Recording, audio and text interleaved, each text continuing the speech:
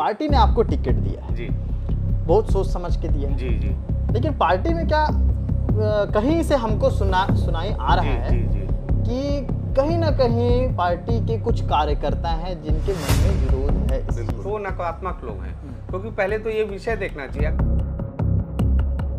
अच्छा आपने कभी बाल वगैरह काटा है क्या? कम से कम 15-20 लोगों का दाढ़ी तो मैं बनाया हूँ, कटिंग नहीं किया, लेकिन फिर मुझे ऐसा लगा कि मैं कुछ और काम करूँगा। लेकिन एक चीज़ है, जनता का प्यार तो ठीक है आप बोल रहे हैं, लेकिन वही जनता जब वीडियो आता है तो कमेंट्स करती है कि आप एक्टिंग करते हैं, आप कनेक्ट मतलब फीलिंग से कनेक्ट नहीं होता, ऐसा जनता कह रही है, आप एक्टिंग कर रहे हैं। तो ऐसा एक्टिंग मैं समय समय पे करता रहा हूँ, मुझे इसमें कोई एतराज़ नहीं है।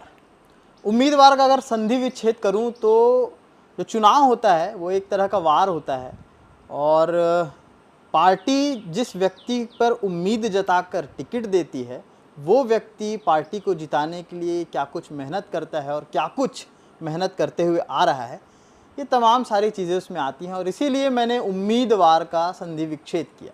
एक और उम्मीदवार मेरे साथ इस वक्त मौजूद हैं जिन्हें वैशाली नगर विधानसभा से टिकट मिली, नाम रिकेश सेन, आप जानते होंगे, ज़्यादा कुछ बताने की ज़रूरत नहीं है, स्क्रीन पर आपको नज़र आ रहे हैं और 5 बार पार्षद जीत चुके हैं अलग अलग वार्डों से। ये सारी चीज़ें मैं इसलिए बता रहा हूँ क्योंकि रिवाज होता है बताने का, वैसे आप मुझसे बेहतर आसपास के जो लोग होंगे वो जानते होंगे। अब हम यहाँ पर इसलिए आए हैं क्योंकि टिकट मिला, जब पता चला कि रिकेश सेन वैशाली नगर विधानसभा से आ रहे हैं, सबसे पहले आप जाते हैं कैंप 1 जी। कैंप के बारे में बता दूं कि पुराना इतिहास रहा है। कैंप के बारे में जब अखबारों में हो चाहे सुर्खियों में हो, सिर्फ एक ही चीज़ पढ़ी जाती है, गुंडागर्दी, मार धाड़, इन्हीं सारी चीज़ों को लेकर के कैंप को जाना जाता है। अब कैंप कितना बदला है और कैंप जाने का क्या कारण था इनका, ये जानते हैं। देखिए, जब टिकट की सूचना आई तो उस वक्त मैं माँ कामाख्या के दर्शन के लिए गया हुआ था और माँ कामाख्या के दर्शन के बाद मेरी फ़्लाइट दिल्ली पहुंची। तो दिल्ली में सूचना आई कि मुझे टिकट मिल गया है, तो वहाँ से मैं डायरेक्ट जो है रायपुर एयरपोर्ट आया और रायपुर एयरपोर्ट से मैंने तय किया कि मैं सबसे पहले कोई मंदिर जाऊँगा। तो क्योंकि मैं सबसे बड़े मंदिर से आया था, कामाख्या माता से, तो मैं सोचा कौन सा ऐसा मंदिर जाऊँ, कौन सा ऐसा भगवान के पास जाऊँ। तो अचानक में बड़े भैया का फ़ोन आया कि भाई आप आओगे, आपको तो सबसे पहले पुराने घर चले जाना। मतलब क्यों? तो बोले वो जगह पे आपने जन्म लिया है और जिस जगह पे जन्म लिया है वो झोपड़ी आज भी वैसी की वैसी है, तो वहाँ नारियल फोड़ के अगरबत्ती जला के मत्था टेक लेना, उससे बड़ा मंदिर कोई है नहीं। तो निश्चित रूप से वहाँ पे मैं जलेबी चौक गया। जलेबी चौक मेरा जन्म स्थली और कर्म स्थली दोनों हैं। तो जन्म स्थली पे मैं गया, वहाँ पे मत्था टेका, मैंने पूजा अर्चना की और चूँकि कैंप के जो ये 12 वार्ड है, इस जगह पे मेरा बचपना बीता है। कैंप की एक एक गलियों में मेरा बचपना बीता है। मेरी जो पढ़ाई है camp 2 government school Jawahar market पे हुई। मेरी जो दुकान है, सैलून का दुकान हुआ करता था, पिताजी सैलून का व्यवसाय करते थे, तो वो दुकान आज भी जवाहर मार्केट में है। अच्छा आपने कभी बाल वगैरह काटा है क्या? तो 8th के बाद पिताजी को मैं बोला कि मुझे सेक्टर 1 में एडमिशन लेने में, सब दोस्त लोग वहाँ जा रहे हैं। तो उन्होंने कहा कि भाई आपको, हमारे पास फीस वगैरह नहीं है आपको कि 9th पढ़ा सकें, आपको अपनी व्यवस्था खुद करनी पड़ेगी। तो हमारे यहाँ छत्तीसगढ़ियों में अधिकतर ऐसा होता है कि छोटी उम्र में ही पिताजी लोग जो है काम करने के लिए भेज देते थे। तो मैं उस फीस को पटाने के लिए रुक्मणी धर्म काटा, क्योंकि सैलून में उतना इंटरेस्ट था नहीं, लेकिन मैं चूँकि भैया जो है कभी नहीं रहते थे तो मुझे दुकान में बैठना पड़ता था, तो मैं कम से कम 15-20 लोगों का दाढ़ी तो मैं बनाया हूँ, कटिंग नहीं किया, लेकिन फिर मुझे ऐसा लगा कि मैं कुछ और काम करूँगा, मेरा इंटरेस्ट नहीं है इसमें। तो फिर मैं बड़े भैया को मैंने कहा कि मैं कुछ और काम करना है, तो मैं गोलछा केमिकल में लगा। अच्छा। गोलछा केमिकल में मैं मजदूरी का काम करता था।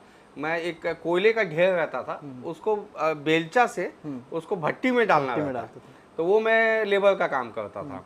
तो वो गर्मी के समय में वो मेरे चेहरे पर झुलस जाता था और हाथ, आज भी हाथ के वो निशान है वो बेलचा के। तो वहीं रहते रहते मुझे एक काम और मिल गया। मेरे भैया के दोस्त थे अशोक अग्रवाल जी, उनकी धर्म कांटा की शॉप है, धर्म कांटा है उनका, रुक्मणी धर्म कांटा, आज भी है, वो बहुत विश्वसनीय धर्म कांटा है वो। तो वहाँ पे भैया ने बात किया तो मुझे नाइट ड्यूटी मिला। तो नाइट में मैं ट्रकों को तौलता था वहाँ पे, 8 साल मैंने काम किया उस जगह पे।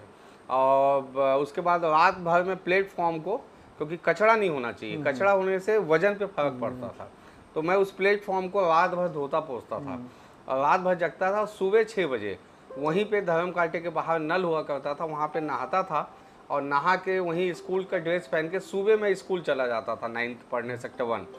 तो उसके ये मैं शुरू से ही जो है इस काम में मैं लग गया और वहाँ से फिर मैंने एक ऑटो खरीदा। 8 साल मैंने धर्म कांटा में काम किया।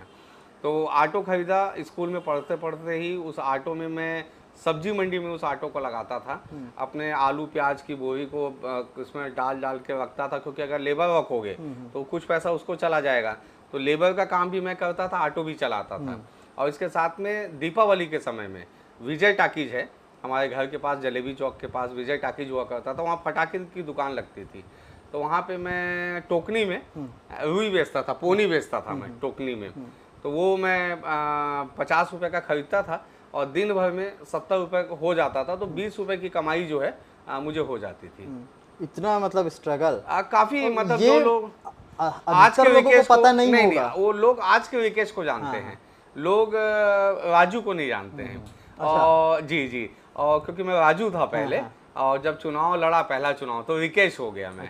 तो मैं बहुत स्ट्रगल वाला वो था, लेकिन हमेशा कुछ यूनिक करने का मन करता था। यूनिक से एक आया कि यूनिक आप विरोध भी जताते थे। जी। विरोध जताने का आपका तरिका भी बिल्कुल यूनिक रहा है, चाहे वो सड़कों के गड्ढों पर भरे पानी में वो महिलाओं को रैंप वॉक कराना हो, चाहे वो ऐसी तमाम सारी चीजें हो जो हमने कवर की हैं। जी। तो ये सारा आइडिया तो मेरे ख्याल से शुरू से ही यूनिकनेस का था। पार्टी ने आपको टिकट दिया है जी, बहुत सोच समझ के दिया है जी। लेकिन पार्टी में क्या कहीं से हमको सुनाई आ रहा है कि कहीं ना कहीं पार्टी के कुछ कार्यकर्ता हैं जिनके मन में विरोध है इस चीज का। जी देखिए, बहुत बड़ा परिवार है, विश्व की सबसे बड़ी पार्टी है और एक विधानसभा में, क्योंकि लोकतंत्र है हमारी पार्टी में अपनी बातों को रखने का अधिकार है। हमारी पार्टी में 100 से अधिक दावेदार थे और मंडल का एक छोटा सा कार्यकर्ता को भी लगता था कि मैं उस काबिल हूँ कि मैं विधायक बन सकता हूँ, क्योंकि भारतीय जनता पार्टी एक ऐसी पार्टी है कि एक सबसे अंतिम पंक्ति में बैठे हुआ जो युवक है उसको भी टिकट मिल सकता है अगर उसके अंदर काबिलियत है। तो जब टिकट मुझे मिला, जब मुझे सूचना जब प्रकाशन हुआ टीवी चैनलों पे, लिस्ट आई, तो लोग मुझे बधाई देने वाले तो मिले, लेकिन साथ में जो हमारे साथी थे, जो दावेदार थे, तो 2 मिनट के लिए उनके मन में ये भाव आया कि मुझे भी मिल सकता था। मुझे नहीं मिला, लेकिन उन्होंने सार्वजनिक कोई बातों को नाराज़गी नहीं जताई और सब लोग पहले दिन से मुझे बधाई देना चालू किए। सभी लोग मेरे घर आए, तीनों मंडल अध्यक्ष हो, चाहे पूरे पार्षद लोग हो, संगठन के लोग हो, सभी लोग एकजुटता के साथ काम में लग गए हैं। उनको ये मालूम है कि अधिकृत प्रत्याशी भारतीय जनता पार्टी के जो है विकेश सेन हो गए हैं और जब तक मैं नहीं हुआ था अधिकृत प्रत्याशी तब तक अपने अपने माध्यम से सभी लोग दावा कर रहे थे कि उनको टिकट मिल जाए, वो अपने लिए लगे हुए थे और इसमें कहीं कोई बुराई नहीं है। आज भी मुझे बहुत लोग के कॉल आए, मैंने अपना प्रयास किया लेकिन टिकट आपको मिल गया, अब हम कमल खिलाएंगे। जिंदगी अब तक और पार्टी जी, इन सब के दरमियान कोई ऐसी चीज़ जो बहुत भावुक हो गए हो, आंख से पानी निकल आया हो, कोई ऐसा चीज़ जो टूट चुके हो कि नहीं यार अब नहीं हो पाएगा, ऐसा कोई लम्हा याद हो या मम्मी पापा की कोई बातें याद हो जो आज लगता है कि पार्टी ने मुझे टिकट नहीं दिया, उसी पार्टी ने, भारतीय जनता पार्टी ने मुझे नेता विपक्ष हो किया। तो उस समय का क्षण बड़ा वो था कि मुझे ऐसा लग रहा था कि अंधकार हो चुका है, अब मेरा जीवन खत्म हो चुका है। हर पार्षद चुनाव में जिस प्रकार से विरोधी पूरी ताकत के साथ मेरे को हराने आते हैं और कई आरोप लगाते हैं, कई व्यक्तिगत आरोप लगाते हैं, कई पारिवारिक आरोप लगाते हैं, कई सामाजिक आरोप लगाते हैं, कई राजनीतिक आरोप लगाते हैं, तो वो जो होती तो उस समय पीड़ा होता है। क्योंकि मुझे ऐसा लगता है जब मैं समाज के लिए काम कर रहा हूँ और सर्व समाज के लिए कर रहा हूँ। कोरोना काल में मैं मुक्तिधाम का क्योंकि पार्षद था, मतलब कई ऐसी बॉडियाँ जिनको घर वाले नहीं छूते थे, देखने नहीं आते थे, उन बॉडी को मैं हाथ में उठा के मैंने अंतिम संस्कार किया। तो क्षण बहुत आए और कभी कभी जब बिस्तर पे लेटता हूँ, आंख बंद करता हूँ और सोचता हूँ कि मैं विधानसभा का प्रत्याशी हूँ, जो विधायकों को देखने के लिए दूर से जो है उनको छूने के लिए, उनको देखने के लिए मैं टूट पड़ता था। विधायक की परिभाषा नहीं मालूम हुआ करती थी। मैं पहला चुनाव लड़ा तो 21 साल में उम्र थी। भारतवर्ष का सबसे कम उम्र का पार्षद बना था मैं। तो बद्रुद्दीन कुरैशी जी उस समय विधायक थे। तो कोई मुझे बताया कि विधायक आए हैं, तो मैं बोला ये क्या होता है? बोले विधायक जनता चुनती है, एक विधानसभा के विधायक हैं वो, उनका नाम बीडी कुरैशी जी हैं। तो मैं बोला अच्छा, तो ये विधायक बनते कैसे हैं? तो मैं उस समय जबकि मैं पार्षद चुनाव लड़ रहा था, तो मैच्योरिटी बिल्कुल नहीं थी, राजनीतिक भाषा ABCD नहीं मालूम था, किसको पक्ष बोलते किसको विपक्ष बोलते ये नहीं मालूम था। बस ये था कि हाँ जनता के लिए लड़ना है, कुछ करना है, अच्छा करना है। लोग विश्वास के साथ आपका आरती उतार रहे हैं, आपको नारियल पकड़ा रहे हैं, आपको आशीर्वाद दे रहे हैं, आपके सर में हाथ रख रहे हैं, तो उनकी उम्मीदों को पूरा करना। एक विधायक जी थे इसलिए क्योंकि हाल ही में उनका देहांत हो गया। जी जी विद्यारतन भसीन जी, वो आपको जादूगर बोलते थे। जी जी जी। तो इस चुनाव में क्या जादू दिखेगा? निश्चित रूप से उनका आशीर्वाद था। अब वो मेरी काबिलियत को जानते थे। बोलते थे वो, वैसे तो नहीं बोलनी चाहिए बातों को, लेकिन अब आप बात बोले हैं तो वो अधिकतर जो बैठे रहते थे तो बहुत लोग मेरी आलोचना करने उनके पास जाते थे, तो वो हमेशा पलट के बोलते थे तुम लोग उसकी कितनी भी आलोचना करो, कितना भी बोल दो कि वो उस क्षेत्र से हारेगा, इस क्षेत्र से हारेगा या फलाना है, लेकिन वो जादूगर है, वो जीत के आएगा। इस बार विधायकी चुनाव लड़ तो रहे हैं। जी जी जी। क्या लगता है कि मतलब जनता का वाकई इस बार सपोर्ट मिलेगा, क्योंकि पार्षद अब तक लड़ते आए हैं? एक्चुअल में इसलिए मैं कोई भी चुनाव लड़ता हूँ तो मुझे आत्मविश्वास रहता है, और जिस दिन मेरे अंदर आत्मविश्वास नहीं रहेगा कि इस वार्ड की जनता मुझे नहीं पसंद करती है, इस विधानसभा के लोग मुझे पसंद नहीं करते, उस दिन मैं चुनाव नहीं लड़ूंगा। लेकिन एक चीज़ है, जनता का प्यार तो ठीक है आप बोल रहे हैं, लेकिन वही जनता जब वीडियो आता है तो कमेंट्स करती है कि आप एक्टिंग करते हैं, आप कनेक्ट मतलब फीलिंग से कनेक्ट नहीं होते, ऐसा जनता कह रही है। आप एक्टिंग कर रहे हैं, एक्ट करते हैं, ऐसा जो जनता होती है, जो एक्चुअल जनता होती है, वो एक्चुअल जनता जो है वो आपके साथ जुड़ी हुई है। जो कमेंट करने वाले जो लोग हैं, वो जो अगर उसे एक्टिंग मानते हैं तो वो नकारात्मक लोग हैं, क्योंकि पहले तो ये विषय देखना चाहिए, अगर वो मेरा एक्टिंग भी है तो मैं किस मुद्दे को लेकर एक्टिंग कर रहा हूँ।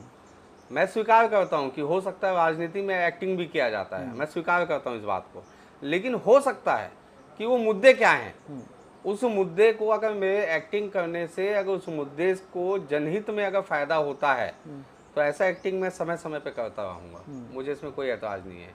और जो कमेंट करने वाले जो लोग हैं वो नकारात्मक लोग हो सकते हैं, दूसरे दल के लोग हो सकते हैं, हो सकता है उनको व्यक्तिगत रूप से मैं पसंद ना हूँ, तो ये बहुत सारे विषय हैं, विषय को देख के उनको आकलन करना चाहिए। एक आकलन और है कि कितने वोट से लग रहा है आपको, क्योंकि आप कई जगह बोल चुके हैं। जी जी जी।